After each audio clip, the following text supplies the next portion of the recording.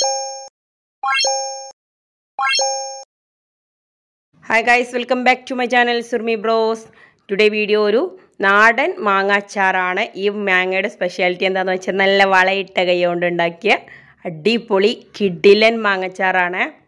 അപ്പോൾ നിങ്ങളെയും കൊണ്ട് ചോദിച്ചുകൊണ്ട് വരരുത് വളയിടാത്ത കൈ കൊണ്ട് ഉണ്ടാക്കിയാൽ എന്താ അച്ചാറാവൂലെന്ന്. അപ്പോൾ നമ്മൾ ഷോപ്പിൽ നിന്നൊക്കെ കിട്ടണ മെഷീനൊക്കെ വെച്ചിട്ടുള്ള മാങ്ങാച്ചാറിനേക്കാളും ഒരു അടിപൊളി വെറൈറ്റി ടേസ്റ്റാണ് നമ്മൾ വീട്ടിലുണ്ടാക്കുന്ന മാങ്ങാച്ചാറിന്. അപ്പോൾ ഈ ഒരു അച്ചാർ നിങ്ങൾ ഒരു തവണ ട്രൈ ചെയ്താൽ തന്നെ നിങ്ങൾക്ക് അതിൻ്റെ ഇത് മനസ്സിലാവും. കൂടുതൽ നീട്ടി വലിച്ച് നമ്മൾ വെറുപ്പിക്കുന്നില്ല. ഇതാ നല്ല പച്ചമുളകും ഇഞ്ചിയും വെളുത്തുള്ളിയും നന്നായിട്ട് നെടുകെ പിളർന്നിട്ട് കുറച്ച് നീളമുള്ള കഷ്ണാക്കിയിട്ടാണ് ഇഞ്ചിയും കട്ട് ചെയ്യേണ്ടത്. അത് നന്നായിട്ട് എന്ത് ചെയ്യുക, മൂപ്പിച്ചെടുക്കുക. ഇത് കുറച്ച് കാലം നമുക്ക് സ്റ്റോർ ചെയ്യാനുള്ള അച്ചാറാണെങ്കിൽ നമ്മൾ എന്ത് ചെയ്യുക, നല്ല എണ്ണ നമ്മൾ മുടിയിലിടുന്ന എണ്ണയും അതിൻ്റെ കൂടെ ഒരു ഇത്തിരി സൺഫ്ലവർ ഓയിലും കൂടി നമ്മളിത് മൂപ്പിക്കാൻ വേണ്ടിയിട്ട് എടുക്കുക. എന്നിട്ട് അതിൽ കടുക് വറവ് ചെയ്യുക. ആദ്യം അതിലേക്ക് വെളുത്തുള്ളിയും ഇഞ്ചിയും ഇതും കട്ട് ചെയ്തതിടുക. അതിന് ശേഷം അത് നന്നായിട്ട് ഒന്ന് കുറച്ച് ടൈം ഒന്ന് കുക്ക് വാടിയിട്ട് പോവണ്ട, കുറച്ചൊന്ന് അതിൻ്റെ പച്ചപ്പ് വിട്ടാൽ മതി. ആ ഒരു ടൈം ആകുമ്പോൾ നമ്മൾ അതിലേക്ക് മാങ്ങ ഇടുക. മാങ്ങ വേണമെങ്കിൽ ഇതിലും ചെറുതായിട്ട് നിങ്ങൾക്ക് കട്ട് ചെയ്യുക, കുറച്ച് ഇതിലും കൂടുതലായിട്ട് കട്ട് ചെയ്യുക. മാങ്ങ നമ്മൾ എടുക്കുന്ന ടൈമിൽ ആ ഒരു ടൈം ഞാനിതിൽ സ്കിപ്പ് ചെയ്തിട്ട് പോയിട്ടുണ്ട്.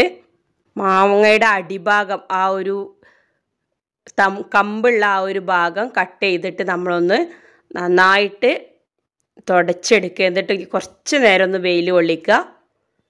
അതിന് ശേഷം വേണം നമ്മൾ കട്ട് ചെയ്യാനിട്ട്. വെള്ളത്തിൻ്റെ ഒരു അംശം ഉണ്ടാകാൻ പാടില്ല. അതുപോലെ തന്നെ ഇഞ്ചി വെളുത്തുള്ളി പച്ചമുളകെല്ലാം നമ്മളൊന്ന് വെയിൽ കൊള്ളിച്ചെടുക്കണം.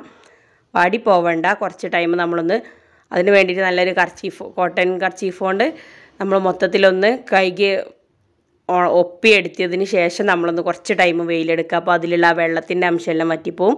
സ്റ്റോർ ചെയ്യാൻ വേണ്ടിയിട്ടുള്ളതാണെങ്കിൽ മാത്രം.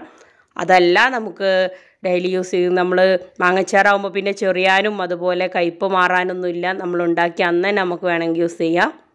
അപ്പോൾ ഉപ്പും വെളുത്തുള്ളിയും ഇഞ്ചിയും പച്ചമുളകും കുറച്ച് വറ്റൽമുളക് പൊടിച്ചതാണിത്, അതും കൂടെ ഇട്ടിട്ട് ഞാൻ നന്നായിട്ട് ഒരു ഹാഫ് വേവ് ആകുന്ന ടൈമിൽ ഞാനതിലേക്ക് വിനിഗർ ഒഴിച്ച് കൊടുക്കുകയാണ്. വിനിഗർ നമ്മളിത് ഈ ഒരു മാങ്ങ മുങ്ങുന്ന അത്രയും ഒഴിച്ച് കൊടുക്കുക. എന്നിട്ട് വിനിഗർ നന്നായിട്ട് തിളപ്പിച്ചെടുക്കുക.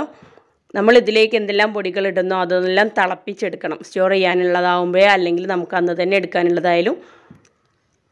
ഈ വിനിഗറെല്ലാം നമ്മൾ എന്താ ചെയ്യുക, ആദ്യം അച്ചാറൊക്കെ ഉണ്ടാക്കി വെക്കും. അതിൻ്റെ ശേഷം നമ്മൾ വിനിഗർ ഒഴിച്ച് കൊടുക്കുകയാണ് ചെയ്യുക സാധാരണ ഉണ്ടാക്കുമ്പോൾ. അങ്ങനെ ആകുമ്പോൾ അത് പെട്ടെന്ന് പൂപ്പൽ വരും, കേടുവരും. ഈ രീതിയിൽ ഉണ്ടാക്കി വെച്ചാൽ ഒരു വർഷം കഴിഞ്ഞാലും നമ്മുടെ അച്ചാറിന് ഒരു മാറ്റമോ രുചി മാറ്റമോ ഒന്നും ഉണ്ടാവില്ല. ഇനി നമുക്ക് ഇതിലേക്കുള്ള അച്ചാർ പൊടി ഞാൻ ഇവിടെ തന്നെയാണ് എടുക്കുന്നത്. ഇത് കുറച്ച് വറ്റൽമുളകാണ്. നമ്മളിതിലേക്ക് എണ്ണയൊന്നും എടുക്കേണ്ട ആവശ്യമില്ല. വറ്റൽമുളക് നന്നായിട്ടൊന്ന് വഴറ്റിയെടുക്കുക. അതിന് ശേഷം കുറച്ച് ഉലുവ ഇടുക.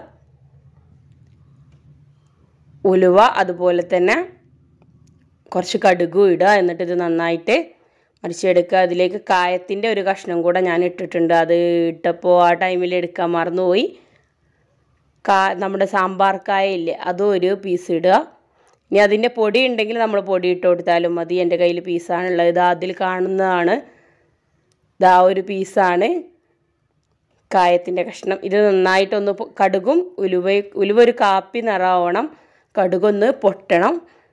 ഒരുപാട് കറുപ്പ് കളറാവണ്ട. അപ്പോൾ നമ്മുടെ അച്ചാറിൻ്റെ കളറും ഒരുപാട് മാറിക്കിട്ടും.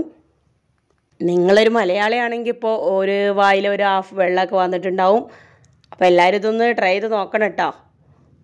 നല്ല റിസൾട്ടാണ് നിങ്ങൾക്ക് കിട്ടുക. ഒരിക്കലും ഈ രീതിയിൽ ചെയ്താൽ മാങ്ങച്ചാറ് കേടുവരില്ല. ടേസ്റ്റ് ഒന്ന് ഈ വിനിഗറെല്ലാം ഒന്ന് വേവുമ്പോൾ അതിൻ്റെ ടേസ്റ്റിനൊന്ന് മാറുന്നുണ്ട്. ഒരു കുഴമ്പ് രൂപത്തിലാവും അച്ചാറ്. ഇത് വേണേൽ നമുക്ക് ഇന്ന് തന്നെ കഴിക്കാം. ഇത് നന്നായിട്ട് ചൂടാറിയതിന് ശേഷം മാത്രമാണ് നമ്മൾ കണ്ടെയ്നറിലേക്ക് ആക്കേണ്ടത്. ഇതുപോലെ അത് ചൂടാറുന്നതിന് മുമ്പ് തന്നെ നമ്മൾ അച്ചാർ പൊടി ഓഫ് ആക്കുന്ന ടൈമിൽ തന്നെ നമ്മൾ ഉണ്ടാക്കി വെച്ച അച്ചാർ പൊടി ഇടണേ. കടുകും ഉണക്കമുളകൊക്കെ ആയതുകൊണ്ടാണ് ഈ ഒരു കളറ്. നല്ല ടേസ്റ്റാണിത്. നമ്മൾ ഷോപ്പിൽ നിന്ന് വാങ്ങുന്ന അച്ചാർ പൊടിയേക്കാളും നല്ലൊരു വെറൈറ്റി കിട്ടുന്നുണ്ട്. നന്നായിട്ട് ഇളക്കി യോജിപ്പിച്ചതിന് ശേഷം എണ്ണ തെളിഞ്ഞു വരുന്നത് വരെ ചൂടാറാൻ വേണ്ടിയിട്ട് വെയിറ്റ് ചെയ്യുക. എന്നിട്ടാണ് നമ്മളിത് കുപ്പിയിലേക്കോ അതുപോലെ കവറിലേക്കൊക്കെ ആക്കി വെക്കേണ്ടത്. എന്നിട്ട് നമ്മൾ ആക്കി വെക്കുന്ന ആ കുപ്പി അടപ്പ് നന്നായിട്ട് ഭദ്രമായിട്ട് അടച്ചു വെച്ച ശേഷം വെയിലുള്ള ഭാഗത്ത് കൊണ്ടുവെക്കുക. എന്നിട്ട് കുറച്ച് ടൈം അതൊന്ന് വെയിൽ കൊള്ളണം. നമ്മൾ അപ്പുറത്താണെങ്കിൽ ഇപ്പുറത്ത് വെച്ചിട്ട് പോകരുത്. അച്ചാറും കൊണ്ട് ആരെങ്കിലും പോയിട്ട് ഞാൻ പറഞ്ഞാൽ ആരും പറഞ്ഞു വരരുത്. ഉലുവയുടെയും അതുപോലെ വിനിഗറിൻ്റെ എല്ലാം സ്മെല്ല് നന്നായിട്ട് അടിക്കുന്നുണ്ട്. ഇത്തിരി പെരിഞ്ജീരകം കൂടെ ഞാൻ പൊടിച്ചിട്ടിട്ടുണ്ട് ഇതിൽ കേട്ടോ. പെരിഞ്ജീരകത്തിൻ്റെ പൊടിയാണ് ഇട്ടിട്ടുള്ളത്. അതും സ്കിപ്പ് ചെയ്തു പോയി. അപ്പോൾ എല്ലാവരും ട്രൈ ചെയ്യുന്ന ഒരു വിശ്വാസമുണ്ട്.